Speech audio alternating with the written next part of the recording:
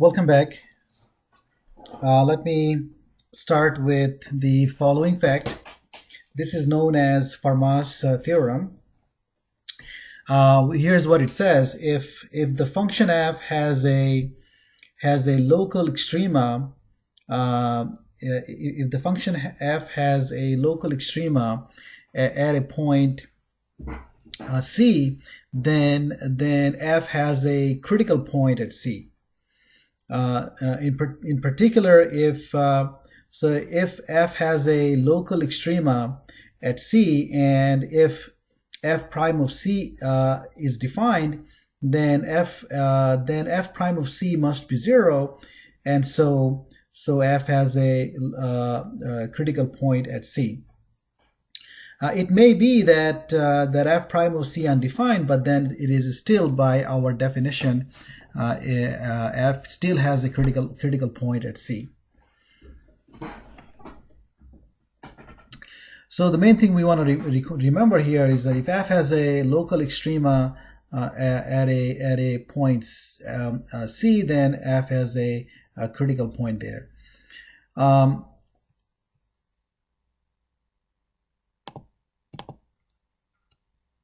Okay, so that's the Fermat's theorem. The extreme value theorem is the following.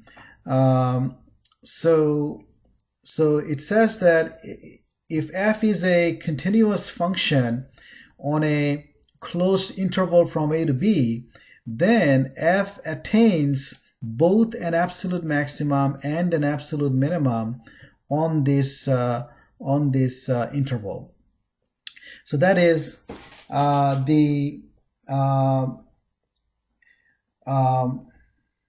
so basically this theorem is giving us a guarantee that a continuous function on a closed interval achieves a global max and a global mean.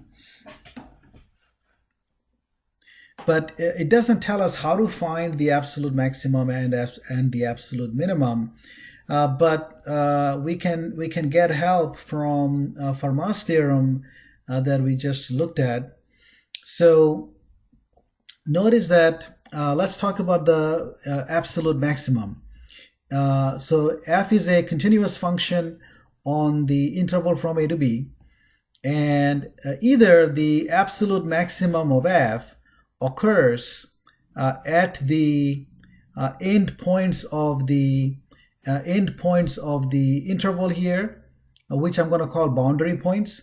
So the absolute maximum of f either occurs at the endpoints or it occurs at a point in between a and b. But if it occurs, if the absolute maximum occurs at some number c strictly between a and b, then at c f will have a local maximum, and because then f of c is the local maximum, and as a result f has a critical point at c. So the point is the absolute maximum either occurs at the end points of the interval, or it occurs at a critical point in between a and b. And the same thing can be said about the absolute minimum. So absolute extrema must occur at critical numbers or at the end points. So to find the absolute max and absolute mean of a continuous function on a closed interval, what we have to do is find all the critical points in between a and b, and then evaluate the function at the critical points and at the end points of the interval, and then we compare those values, and the maximum of those values would be the absolute maximum, and the minimum of those values would be the absolute minimum. So let me explain this idea in the following exercise. Let's say that we have a function f of x, which is 6x minus 3x squared, and we want to find the absolute maximum value of this function and the absolute minimum value of this function on the interval from 0 to 4. So this is a closed interval. F is a polynomial, so it's clearly continuous there. Now, by the way, when we are talking about continuity, at the point 4, or at the right end point 4, we only require continuity from the left, and at the left end point 0, we only require continuity from the right. So here is the derivative of f, and it is 0 exactly when x is 1, and so that's the only critical point of this function. So now we evaluate the function f at the critical point and at the endpoints. So at the value of f at 0 would be 0. The value of f at 1 would be 6 minus 3, which is 3. And value of f at 4 would be 24 minus 48, which is negative 24. So recall what I said. I said that the absolute maximum and the absolute minimum values of a continuous function f on a closed interval occurs either at the endpoints or at a critical point in between.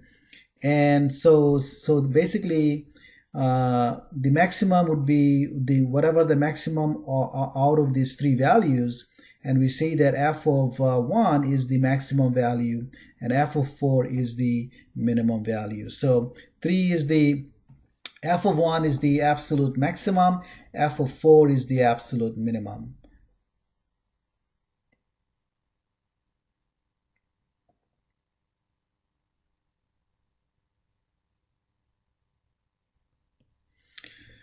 So we see that f has absolute maximum, which is f of 1 equal to 3, and f has absolute minimum of f of 4 equal to negative 24. And here is the graph of the function f.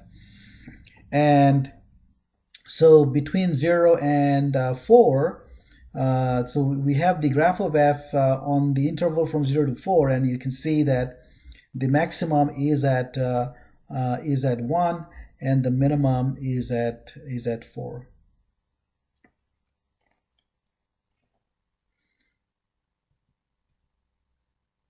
So to find the absolute extrema of a continuous function on a closed interval, find first of all, the function must be continuous over the entire interval, and find the critical points of f in the open interval from a to b. Evaluate f at the end points a and b and at the critical numbers.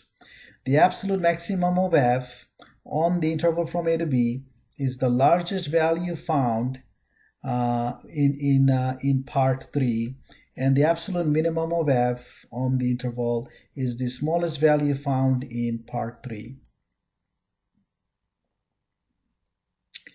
Okay, so let's apply that. So here's a function f, which is x cubed minus 12x, and we want to find the absolute maximum and the absolute minimum of f on each of the specified intervals. So first of all, let's say we want to find the maximum and the minimum on the interval from negative 5 to 5. Well, the first thing we need to do is make sure that f is continuous there, which it is. It's a polynomial function, so it's got to be continuous there. Now let's find the critical points. F prime of x would be 3x squared minus 12. Set that equal to 0, or actually let's factor that out. So if we factor that out, we get, if I factor out a 3, I'm going to get x squared minus 4, and x squared minus 4 can be factored as x minus 2 times x plus 2. So we see that the derivative is 0 when x is either 2 or negative 2. So we have two critical points. Now both of these critical points belong to the open interval from negative 5 to 5. So we have to consider both of them. Now we evaluate f at the critical points and at the end points.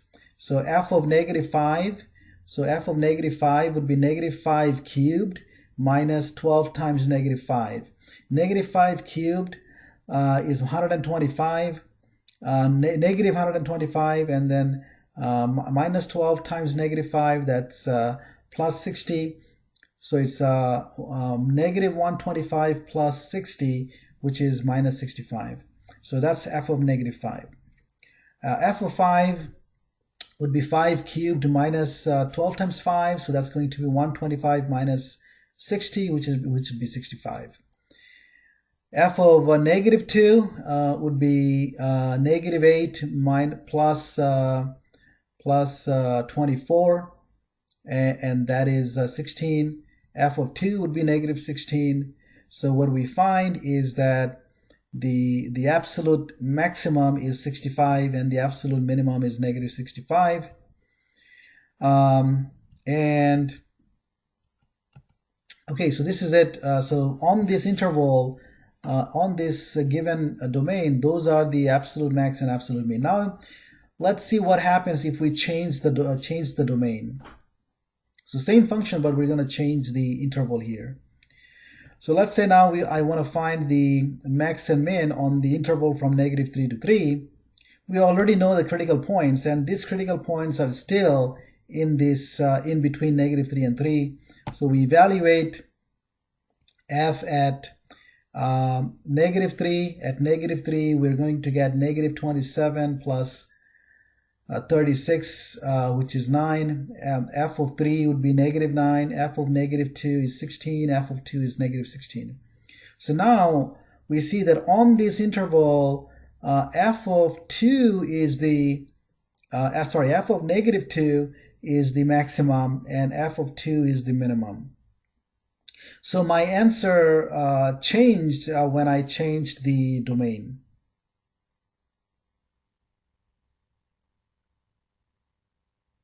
Let's look at one more interval. So let's say now I want to find the maximum and minimum of the same function on the interval from negative 3 to 1. Now, again, the critical points we know are plus or minus 2. However, plus 2 does not belong to the given domain, so we can ignore plus 2. So we have to ignore plus 2. So 2 is not in this interval, so now we compare f of negative 3, f of 1, and f of negative 2. Those are the values we need to compare, and we see that f of negative 2 is now the f of 1 is the absolute minimum, and f of negative 2 is the absolute maximum.